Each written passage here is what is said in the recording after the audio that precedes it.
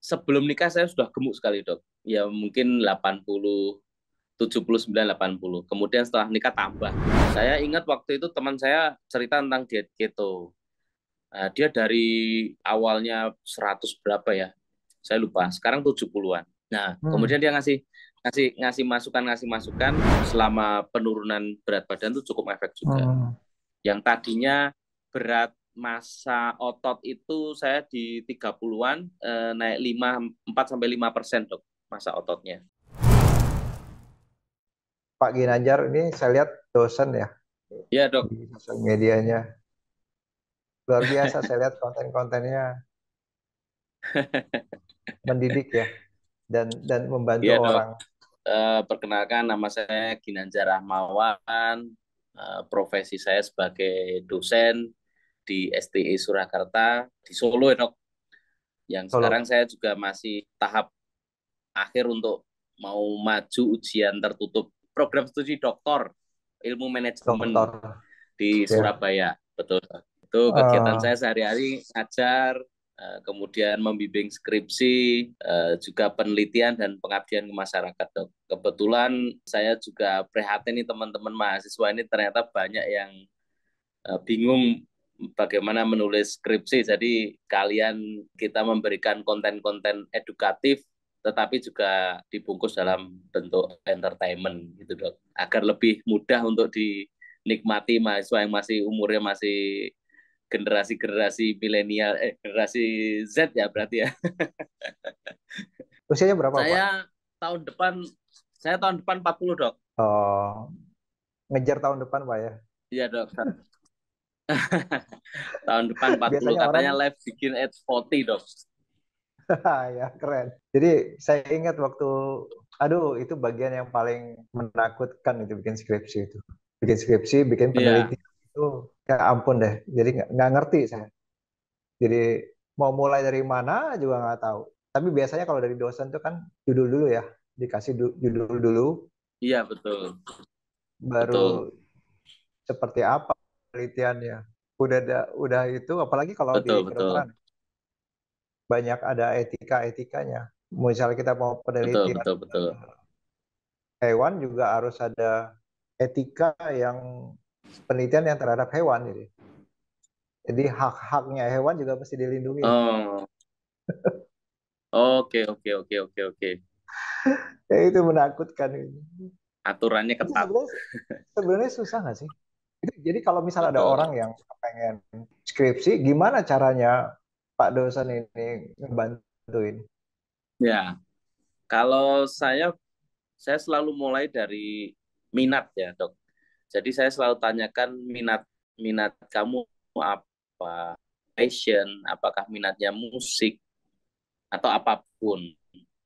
Nah, dari situ kenapa kok saya tanya minat? Hmm. Karena penelitian ini kan sesungguhnya sesuatu yang membuat orang penasaran, rasa penasaran akan suatu hal. Nah, ketika penasarannya itu sesuai dengan minat dia, itu akan lebih enjoy dalam menulis, enjoy dalam mencari data, enjoy dalam melogika sesuatu hal yang menurut dia cocok dengan apa yang dia minati. Misalkan ada mahasiswa saya yang berminat motor kuno, Vespa. Nah, ini saya Hmm. giring untuk ya sudah kamu meneliti tentang fenomena yang terjadi saat ini apa, masalah yang terjadi apa. Masalah itu boleh sesuatu yang seharusnya tetapi kok ternyata berbeda dengan yang seharusnya. Misalkan di kasus mahasiswa yang bimbingan saya ini seharusnya Vespa Vespa kuno itu sudah nggak ada yang mau karena sekarang teknologinya jauh, tetapi malah orang-orang berburu Vespa kuno, bahkan sampai harganya 2 miliar gitu.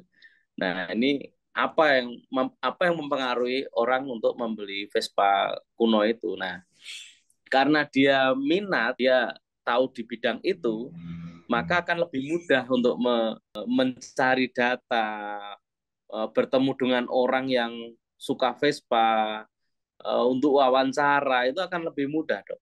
Ketika dia harus meneliti keuangan misalkan yang di mana itu nggak minat sama sekali.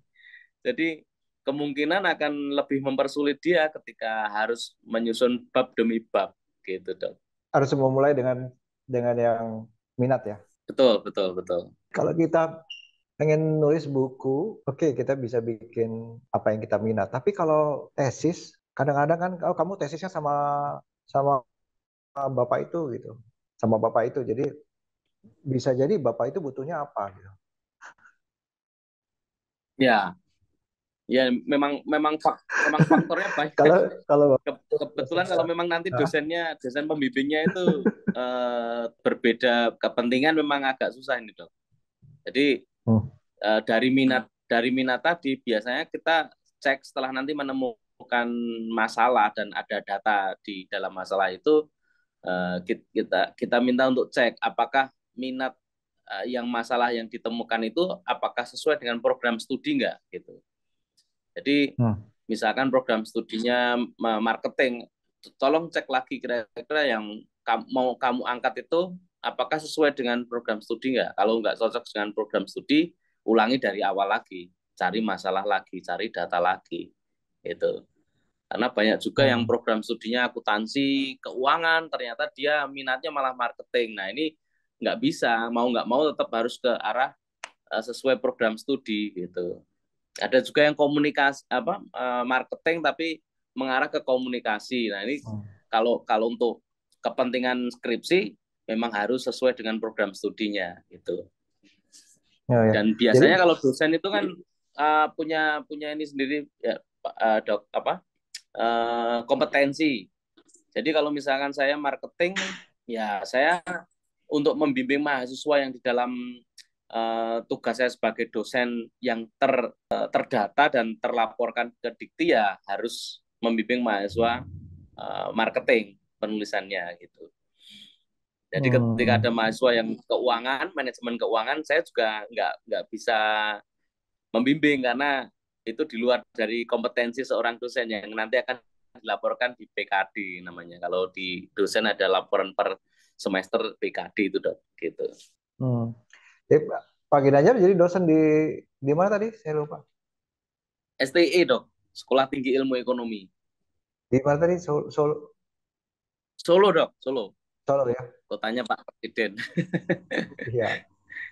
Tapi gimana cara ngebantu mahasiswanya? Maksud saya caranya gimana? Jadi mesti ketemu sama Yang umum bapak. ini dok. Ya kalau yang umum ini kita biasanya lebih ke saya buka kanal untuk curhat dok. Jadi curhat ini lebih lebih umum ya dok ya, karena ternyata setelah saya buka hampir 2 minggu ini banyak juga masalah-masalah itu yang di luar dari teknis dok. Misalkan menemui dosen yang susah, kemudian dia bekerja tetapi harus segera menyelesaikan studinya. Nah itu juga masalah-masalah yang non teknis dok, non teknis penulisan. Itu juga banyak sekali yang menghambat kemajuan riset mereka. Kemudian juga masalah semangat, masalah takut, takut untuk memulai dulu karena dia nggak segera menemukan judul. Nah ini kalau Pak nanti kalau saya mau ketemu dosen saya belum punya judul atau nanti judul saya salah bagaimana. Nah ini banyak sekali ternyata mahasiswa-mahasiswa itu juga non teknis. Nah yang ini yang Hmm. kadang aduh masalah non teknis itu juga apa ya, mereka butuh spirit, dorongan, Hmm. motivasi itu juga sering juga kita kita kita berikan melalui kanal curhat skrips ini dok. Tetapi kalau yang masalah teknis itu biasanya bagaimana menemukan judul, kemudian metode apa yang tepat, apakah kuantitatif, apa kualitatif, nanti bagaimana memilih objeknya, menghitung sampelnya, caranya seperti apa. Nah yang metode-metode seperti itu bisa kita bantu. Tetapi kalau misalkan Pak judul yang tepat apa, nah ini saya nggak bisa memberikan judul yang tepat, apalagi banyak prodi yang di luar marketing itu juga bertanya dok. Misalkan tadi pagi ya dari prodi fisika, matematika itu ya kita bisanya memberikan guideline yaitu bagaimana mencari masalah. Terus kemudian Hmm. dari masalah itu data, dari data itu nanti dibikin judul seperti apa gitu dok. Kalau ada orang masalah nggak ngerti ini mau kemana nih, bisa bertanya dengan dosen pembimbingnya atau mungkin cari kalau di kedokteran second opinion ya, bisa cari Betul, betul, second masukan-masukan dari opinion, tempat betul, lain, termasuk di tempat Bapak ya. betul, Ya good, betul, betul, betul, betul. memudahkan. Ya, karena kadang mereka Ya kan? menemui dosen untuk menghubungi dosen pembimbing mereka kan agak canggung ya Ya, dok ya. Nah ini aksesnya. hadirnya kita ini silahkan kalau mau tanya bahkan jam 12 malam pun kalau kalau kita bisa baca jam 2 pagi saya bangun jam 3 dok biasanya dok. Nah itu saya balas jam 3 gitu. Jadi mereka mungkin tidak canggung dok. Tapi kalau dengan pembimbing mereka kan agak sungkan, nanti takut kena Iya, marah ketika mengirim WA itu salah kata-kata takut dimarahin gitu dok. karena saya lihat kan ya, kalau saya lihat foto aja, Pak Ginanjar ini beda Ya, sama kontennya. Kontennya itu anak muda gimana? sekali gitu. Jadi orang dosen Iya, tuh iya kayak dok. serius gitu. Tapi di kontennya kok jadi orang nggak segan ya ketemu ya. Iya betul dok. Tadi ada channel YouTube-nya juga ya, Pak Ginanjar. Ada channel YouTube saya itu sudah lama dok. Jadi waktu itu kita bahas waktu pandemi itu mulai bahas untuk podcast dok. Jadi podcast dengan pengusaha, kemudian dengan orang organisasi gitu. Kemudian juga materi-materi kuliah saya masukkan ke situ. Tetapi karena sekarang kan lebih fokus ke skripsi dok. Nah ini YouTube saya mulai kelola lagi untuk yang khusus di skripsi gitu dok. Jadi spesialisasi skripsi ini memang harus kita kategorikan di YouTube saya tuh lebih untuk skripsi gitu dok. Jadi konten-konten yang tidak skripsi sementara saya private gitu dok.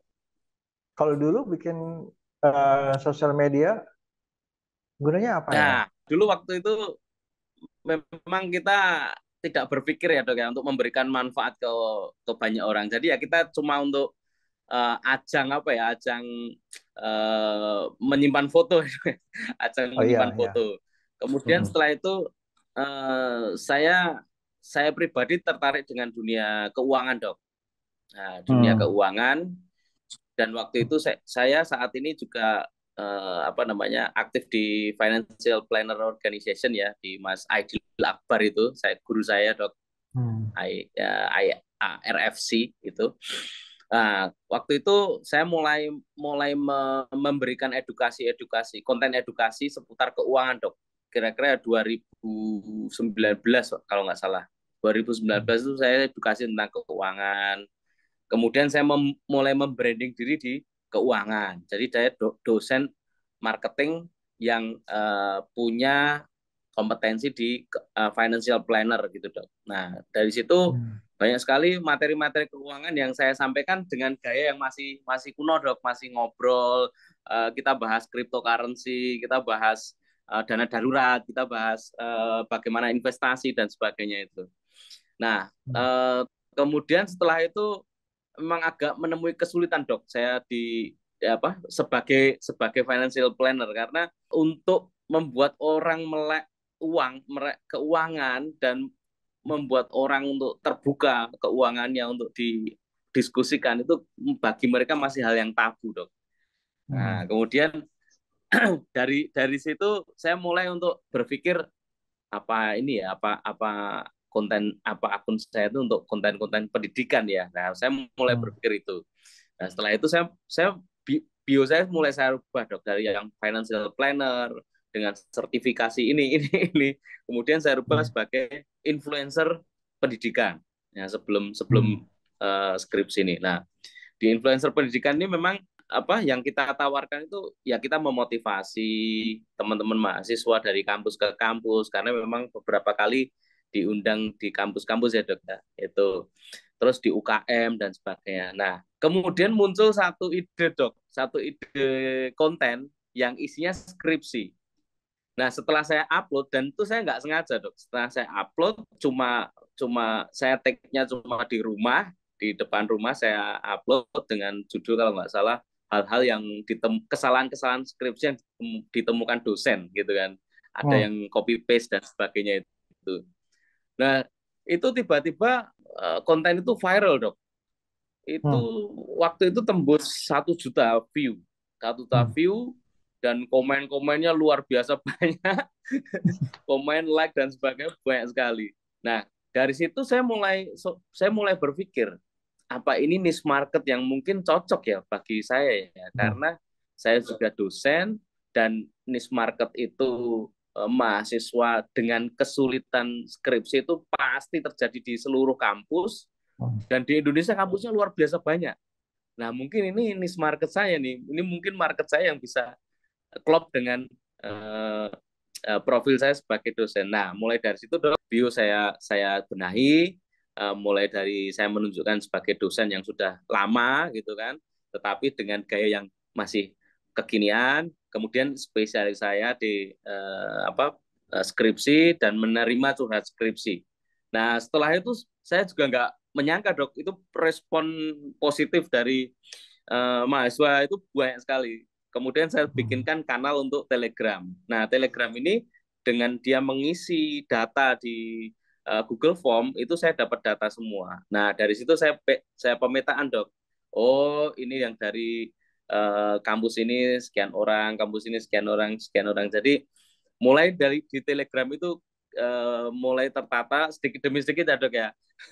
Mulai tertata dari kampus mana, kesulitannya apa, kesulitannya apa. Nah, artinya saya mulai untuk mengkhususkan untuk skripsi ini ya baru 2 minggu ini, Dok. Yang tadinya follower saya itu baru 2.700, sekarang jadi 20.000 gitu. Wah. Nah, itu peningkatan yang luar biasa cepat sekali. Iya, iya.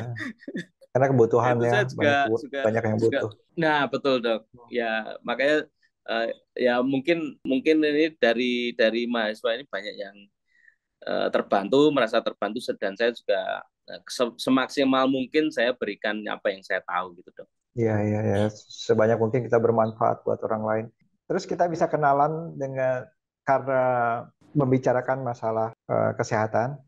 Jadi saya Betul, tertarik betul. kontak sama Pak Ginanjar karena Pak Ginanjar dengan makan rendah karbohidrat atau yang Pak Ginanjar bilang keto Ya, dan intermittent fasting. Boleh intermittent. ceritakan gimana ceritanya waktu itu? Ya, saya sebelum nikah saya sudah gemuk sekali, Dok. Ya mungkin 80, 79, 80. Kemudian setelah nikah tambah sampai 84, 85. Itu Nah, tingginya? waktu itu tingginya saya 160, Dok. Oke. Jadi udah Hmm. masuk pra obesitas ya, Dok. Nah, itu sudah sering sekali saya berusaha untuk diet, Dok. Mulai dari saya ngambil gym di gym ya. Kemudian terus ada juga waktu itu saya nyoba untuk diet mayo, Dok. Diet mayo dengan Itu gimana diet menu mayo? yang catering dulu, Dok. Pakai catering bulanan sekian juta Ah, itu. ah. Kemudian ya beberapa kali pernah nyoba. Cuma memang tidak konsisten dan saya merasa, aduh nggak bisa ini hidup seperti ini dengan pola diet seperti itu. Nah kemudian saya sakit, Dok. Waktu itu perut saya itu seperti kolik ya, Dok ya. Hmm. Seperti kolik, seperti ditusuk-tusuk. Dini hari saya cek ke UGD, disuntik anti penenang, sembuh, kemudian pulang dan terjadi sampai 3 kali, Dok. Dan yang ketiga itu saya harus bed rest di rumah sakit. Nah, ketika bed rest itu di USG itu ada fatty liver, Dok, saya, Dok. Fatty liver Hmm. dan tetapi organ yang lain masih bagus, Dok. Ginjal masih bagus, paru dan sebagainya masih bagus. Cuma memang Hmm. yang fatty liver itu agak banyak lemaknya, Dok. Dan itu kata dokter saya kena hepatitis unknown waktu itu, Dok. Yang lagi heboh itu loh, Bro. Nah, itu hepatitis unknown itu. Nah, ketika ketika itu saya baru mulai sadar, Dok. Wah, ini saya harus ini saya harus berubah karena dokter pun juga ini kelebihan berat badan, Mas, tidak bagus. Nanti gejala-gejala bisa lebih banyak. Kapan itu? Berapa tahun yang lalu? Bulan Juni, Dok. Bulan Juni kemarin. Bulan Juni. Oke. Ya, bulan Juni kemarin. Nah, setelah keluar dari rumah sakit, saya ingat waktu itu teman saya cerita tentang diet keto. Nah, dia dari awalnya 100 berapa ya? Saya lupa. Sekarang 70-an. Nah, Hmm. kemudian dia ngasih ngasih ngasih masukan tentang diet keto waktu itu. Nah, yang saya pikir itu diet keto harus selalu lemak gitu, harus jeroan dan sebagainya. Oh, ternyata enggak juga. Jadi Hmm. apa? Mulai mulai dari situ saya berpikir mungkin aku harus mulai untuk mengambil diet ini, apa namanya? Melakukan keto ini dan IF ini. Karena waktu itu Hmm. nutrisis apa ahli gizi juga bilang kalau sebaiknya ini puasa Daud gitu. Nah, kalau kalau kalau di IF kan masih puasa basah ya, Dok ya. Jadi mungkin saya masih oke lah kita coba dulu untuk puasa basah. Hmm. Jadi setelah setelah sakit itu tuh, Dok, saya mulai untuk menjalani keto ini secara serius gitu, Dok. Hmm. Belajar dari Dari teman saya, Dok. iya, Dia teman yang tadi tuh. yang sudah duluan berhasil dan sudah berapa tahun ya? Mungkin mungkin 2 tahunan ini, Dok. Dan memang Hmm. sekarang nambah olahraga, lari, sepeda, gym gitu juga dia. Hmm. Di mana waktu itu memulainya? Karena orang kadang-kadang Eh susah pas mulai ya. betul, Dok.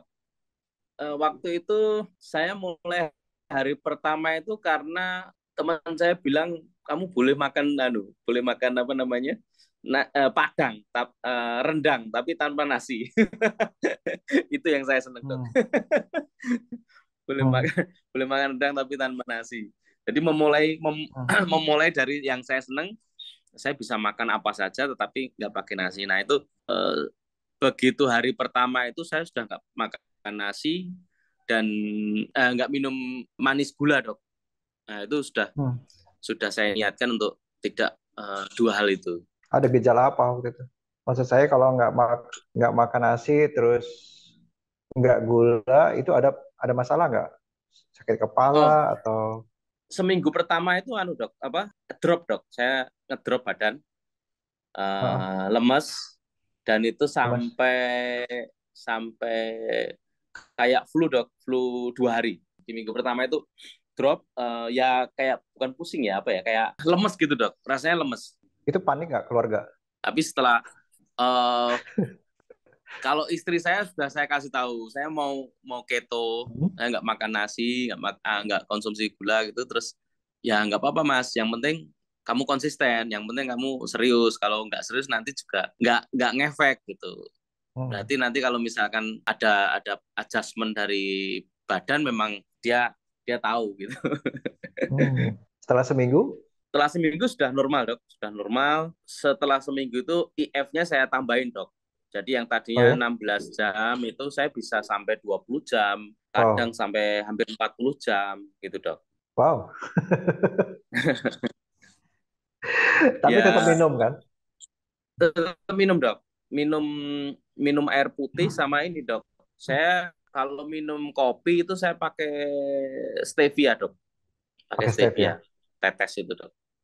Hmm. Jadi Betul. Itu pertama rasanya sekali udah langsung, enak sekali, Dok.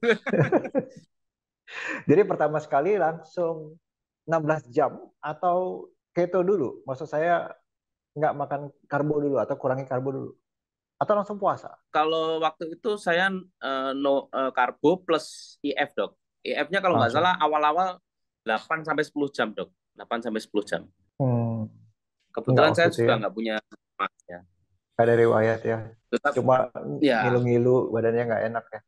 ya lemas. Saya sampai sampai flu 2 hari itu, Dok. Hmm. Terus lewat dari seminggu lebih enteng. Kemudian nambah fastingnya kapan? 2 minggu, 3 minggu? Di minggu kedua dan ketiga itu, Dok.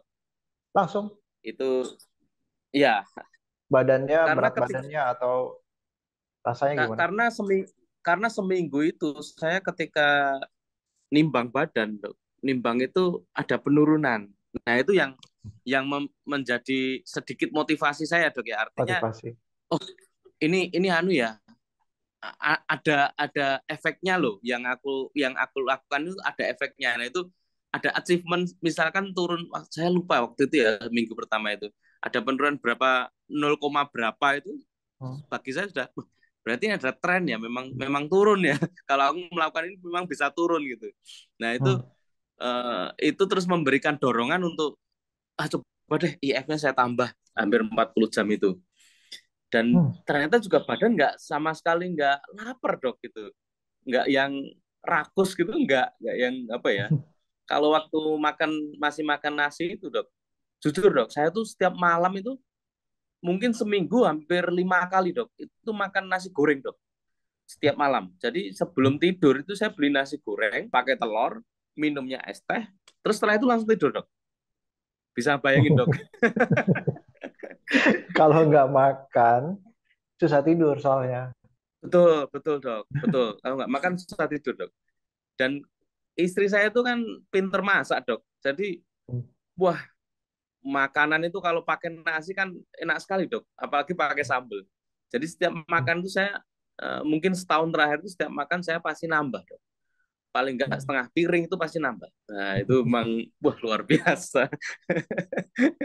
Jadi bulan pertama, bulan kedua, bulan ketiga ada perubahan berat badan sampai berapa?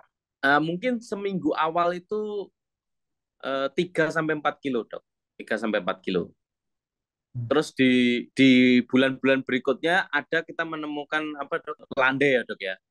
Jadi berat badan yang landai landai itu ada. Terus biasanya terus IF-nya agak ditambahin, turun sedikit lagi, terus trennya turun lagi gitu dok. Saya punya ininya dok, saya punya grafiknya dok, karena saya pakai Omron itu loh dok, pakai timbangan Ya Allah. digital loh dok. Nanti saya kirimin data saya dok lengkap itu. Siap. Tapi Gitu. totalnya berapa sekarang turunnya? Apanya dok? Turunnya Turun, 5 bulan ini hampir 20 kilo dok. 18-an wow, lah dok. 18. Ya, enteng lima badannya ya. bulan ini dok. Seneng lihat kaca dok. Terus sekarang hari-hariannya gimana? Makan cara masih intermittent fasting atau gimana sekarang? Saya IF-nya udah jadi pola harian dok. Jadi saya makannya Hmm. cuma siang sama sore. Setelah itu 6 jam. besoknya lagi siang lagi, 16 Hmm. jaman dok. Ya. Jadi saya pokoknya makan siang makan, sore makan, kalau misalkan baru bisa maghrib ya maghrib makan, terus nanti sampai siang besoknya lagi baru makan lagi gitu. Jadi 2 kali makan dok. Yang dimakan apa? Lauk aja atau pakai Uh, sayur atau buah? Kalau waktu di rumah istri saya ada ayam, kemudian atau daging, kemudian sayurnya brokoli, kadang sawi, apapun sayurannya dok, sama telur itu dok. Kalau buah Hmm. sama sekali enggak dok saya. Kenapa nggak suka buah atau tantangan? Eh, Gulanya kan dok, gulanya tinggi dok. Ah, fatty liver ya. Ya, gulanya tinggi, Takut fatty liver. glukosanya tinggi. Iya dok. Jadi buah saya sama sekali nggak makan dok. Iya. Terus porsi makannya gimana? Siang sama malam? Banyak atau? Kalau saya gini dok, kalau saya siang karena di kantor ya sedapatnya dok. Kadang misalkan Hmm. sate gitu ya, sambal kecapnya saya kurangin, Hmm. makan dagingnya doang. Kadang ayam geprek ya cuma ayam geprek sama sambelnya doang gitu. Hmm. Tapi kalau di Hmm. rumah porsinya agak agak tertata dok. Sayurnya juga banyak. Hmm. Jadi ayam, Hmm. misalkan dada, terus separuh separuh apa namanya, separuh piringnya itu sayur, terus ada telur gitu dok. Hmm. Digoreng nggak? Goreng dok, Nggak masalah ya digoreng. nggak masalah dok. Waktu itu Hmm. saya beli air fryer dok. Nah tapi rasanya nggak enak dok. Jadi ya Nggak ya enak. udah kita nggak pakai. Nggak Kita enak, nggak nggak pakai enak. deh. Oh iya dok, Terus, ini hmm. ada yang mau saya ceritakan nih dok tentang cek darah saya dok. Jadi Hmm. setelah waktu sakit itu saya cek darah itu kolesterol, trigliserid dan glukosa, gula itu bagus semua. Hmm. Nah setelah 1 bulan menjalani keto itu Hmm. kolesterol naik dok, Total naik. cukup tinggi. Total Hmm. kolesterol cukup tinggi, tapi trigliseridnya naik Turun. sedikit. Nah Naik. setelah 5 bulan kemarin dok, saya Hmm. cek lagi sudah turun semua dok. Hmm. Kolesterolnya turun, trigliserid turun, totalnya juga turun. Gitu. Hmm. Jadi di saat mulai keto, kolesterol tuh naik dan saya agak panik itu. Waktu itu agak panik. Terus dikasih dikasih link sama teman saya nih bahwa ada video bahwa ketika keto itu aliran darah itu mengangkut apa namanya? Mengangkut lemak. Jadi memang wajar kalau lemaknya tinggi. Nah, setelah Hmm. 5 bulan saya cek turun mungkin karena juga udah mulai nggak makan yang lemak terus gitu loh dok. Jadi waktu itu Hmm. kan awal-awal saya santan karena diperbolehkan itu kan dok, bebek Hmm. itu hampir setiap hari dok, bebek Hmm. apa rendang gulai dan sebagainya. Tapi sekarang ayam goreng biasa gitu-gitu dok. Hmm. Jadi di 5 bulan itu ternyata sudah mulai turun gitu dok, hasil cek Hmm. darah saya. Oke. Terus udah cek lagi fatty liver? Fatty liver belum Nggak, saya cek lagi dok, nggak perlu belum ya. belum saya cek lagi. Sudah bagus lah. Insya Allah udah bagus dok. Insya Allah. Pengaruh sama tidur Ya nggak? tidur, nah saya pakai Garmin ini dok. Garmin ini saya waktu awal-awal itu awal keto mungkin di 1 bulan sampai 4 bulan tuh itu saya atur terus dok. Saya harus tidur Hmm. 8 jam. Tapi kadang cuma Hmm. kena 6 jam, kadang 7 jam gitu. Dan itu saya track untuk deep sleep-nya dok. Nah itu Hmm. saya atur di situ dok. Karena memang katanya kalau apa tidur itu juga bisa membantu metabolisme ya dok ya, Hmm. metabolisme. Hmm. Jadi malah Hmm. tidurnya ya anu dok. Atau karena saya terbiasa tidur lebih awal ya dok ya. Saya tidur awal jam 3 atau jam 4 itu saya bangun pasti. Iya, cukup mungkin tidurnya. Jadi kalau Ya, sebelum melakukan diet, lebih cepat tidurnya atau sama? Ada perubahan nggak?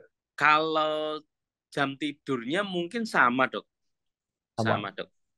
Karena karena saya cenderung nggak suka nongkrong ya dok ya. Jadi Oh. ketika pulang ketika pulang dari kampus udah mandi beres-beres terus sama anak tidur udah biasa memang memang biasa tidur ya jam 8 bangun jam 3 atau jam 4 gitu dok. Memang sudah terbiasa itu.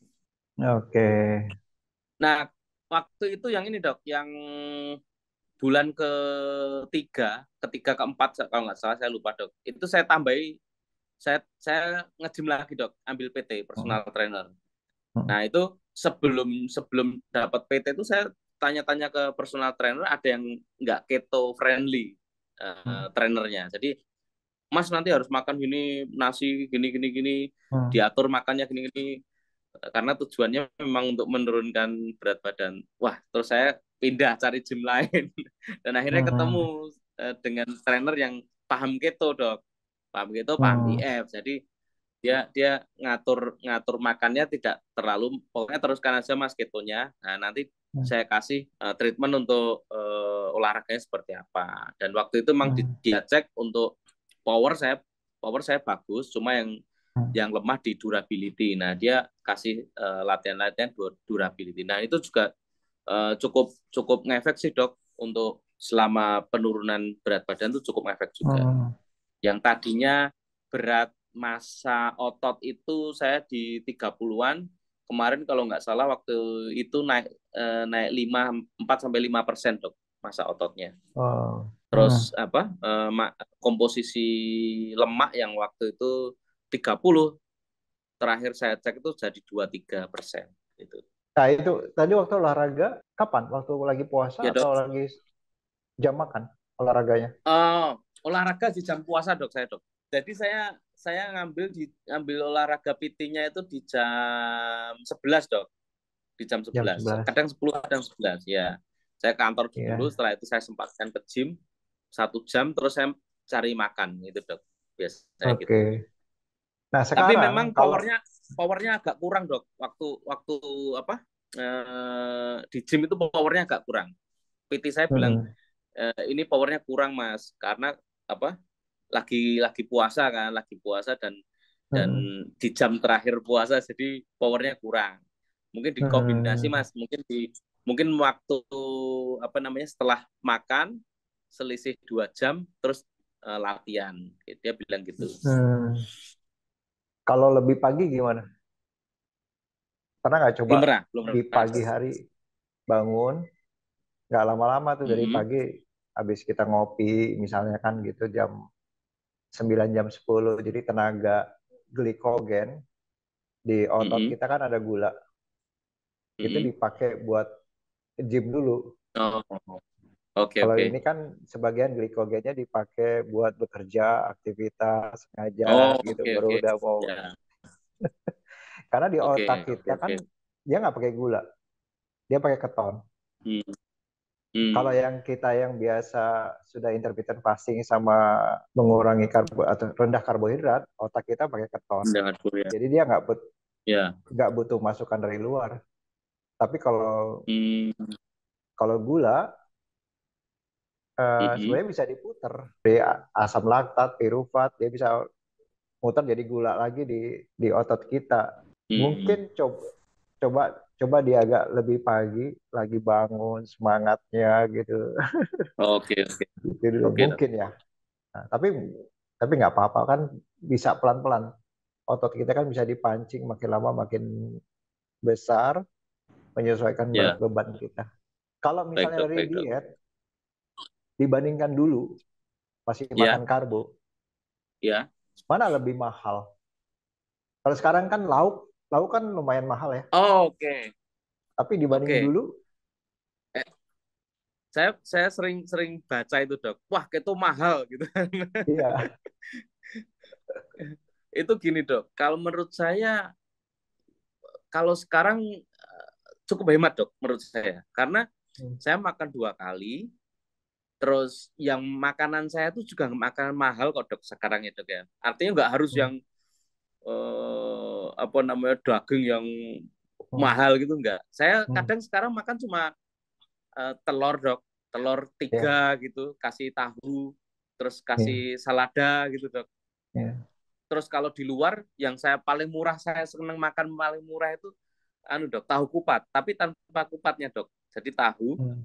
terus apa namanya pakai telur, pakai bumbunya, Hmm. udah gitu. Itu cuma 10.000 dok. Kalau dulu masih kopi three Jadi, in one, nanti malam-malam martabak, nasi goreng gitu. ya betul, betul, betul.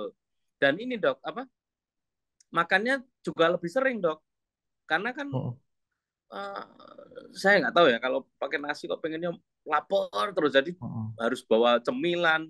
Jadi hmm, ini cerita yang dulu ya dok ya. Jadi setiap hmm, pagi saya bangun tidur itu dok, itu kopi kopi apa namanya satu. hmm, Terus setelah itu sampai kantor teh manis satu. Terus agak jam 10 itu snack-snack dok. hmm, Terus siang makan sate. Terus nanti sebelum pulang masih jam kantor jam 3 snack lagi. hmm, Terus pulang makan. Terus mau tidur hmm, snack. Terus malamnya minum sebelum tidur setelah makan nasi goreng hmm, minumnya apa namanya kopi gitu lagi. hmm, Kopi-kopi yang saset-saset gitu. Jadi hmm, apa ya? Waduh itu berapa gula yang masuk ya? hmm. Yang pasti kan kalau makin usia kan kita makin banyak stres di badan ya. Iya. Nggak cuma pola tidur, karena pola stres, pikiran, fisik. Kemudian juga selama ini kan kita kan selalu makan makanan karbohidrat, gula. Gula itu kan sebenarnya oksidasi ya buat sel-sel. Jadi Iya. itu itu yang dikurangi. Tidurnya harus nambahin karena biasanya ada pengaruh tidur sama pencernaan. Hmm. Jadi tidurnya harus kalau perlu ditambah 8 jam paling Hmm. sedikit. Apalagi kalau kita sakit, kalau kita COVID juga bisa nambahin sampai 10 jam. Hmm. Nah, saya pola makan sama pola tidur. Ya. Yang penting yang dimakan harus tetap rendah karbohidrat. Kalau kita aktivitas kita meningkat, stres kita meningkat, perutnya nggak enak, kadang suka mual, BAB Ya, ya, susah. ya. Ya, stres itu bukan cuma pikiran, tapi juga fisik, misalnya kurang tidur. Kalau apalagi pada saat kita pandemi, banyak Mhm. pikiran, lambungnya nggak enak. Nah, lambung itu ngasih Mhm. sinyal, saya dikasih makan dong, supaya stres saya berkurang. Jadi, Hmm. relax ya. Habis makan kan kita relax. Betul, betul, Relax, betul, betul. stresnya berkurang. Sebenarnya itu Hmm. sinyal dari badan kita, saya nggak mau stres, kasih makan. Hmm. Nah, cilakanya yang makannya yang enak tuh yang manis. Hmm.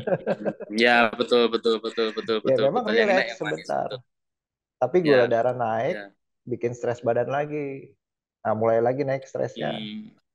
makan lagi. Makanya di pandemi banyak banget orang justru naik berat badannya di pandemi. Betul, betul, betul.